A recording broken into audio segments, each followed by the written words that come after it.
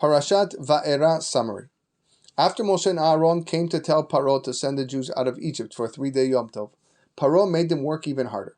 Hashem told Moshe that Bnei Israel will be freed, and he should now go to Paro to demand once again that he set Bnei Israel free.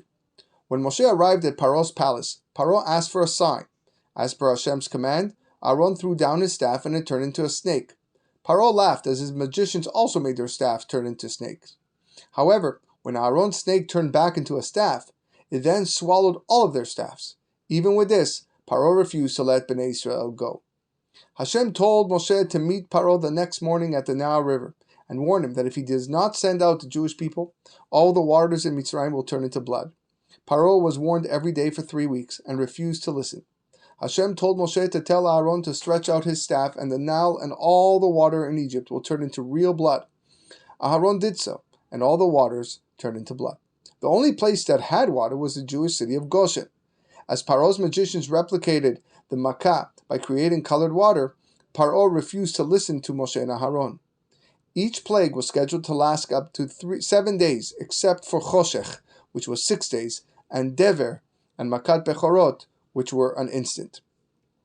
The next plague began with a frog coming out of the Nile. Soon, swarms of frogs were everywhere in Egypt. Aside from the actual frogs, part of the plague was a deafening noise. The day after Paro agreed to let Bnei Israel go, the frogs died and Mitzrayim now stank. However, Paro changed his mind and did not let the Jews go. The third plague, kinim, lice, came without a warning. Aaron stretched out his staff and hit the ground. All of the land of Egypt turned into lice. The Egyptian Khartoumim magicians were unable to copy this plague and admitted that all were from Hashem.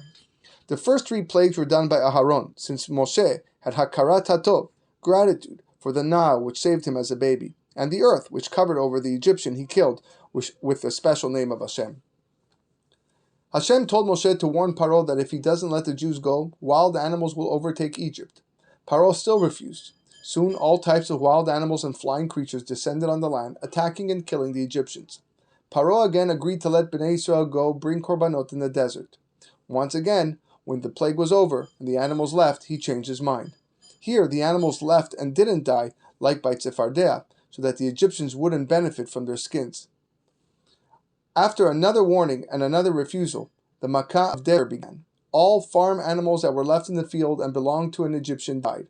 If a herd was owned by both an Egyptian and a Jew, only those belonging to the Egyptian died. By now, Paro refused to listen 5 times. At this stage, after the 5th plague, Hashem hardened Paro's heart. It became more difficult for him to do teshuvah. The 6th Makkah came without a warning. Every 3rd plague came without a warning.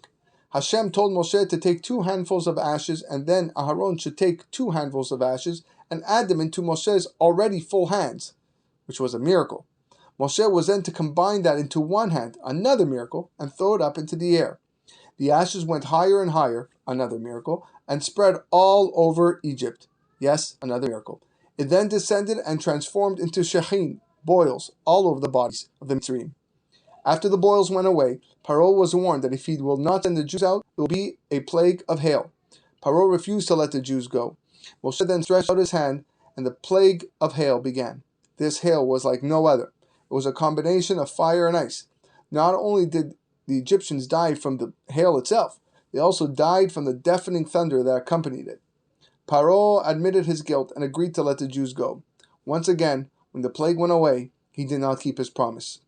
There are 7 plagues listed in this week's parasha. An easy way to remember that the first 2 letters of VaEra are Vav and Aleph, which equal 7. Next week's parasha, Bo, has 3 makot, and the letters Aleph and Bet equal 3.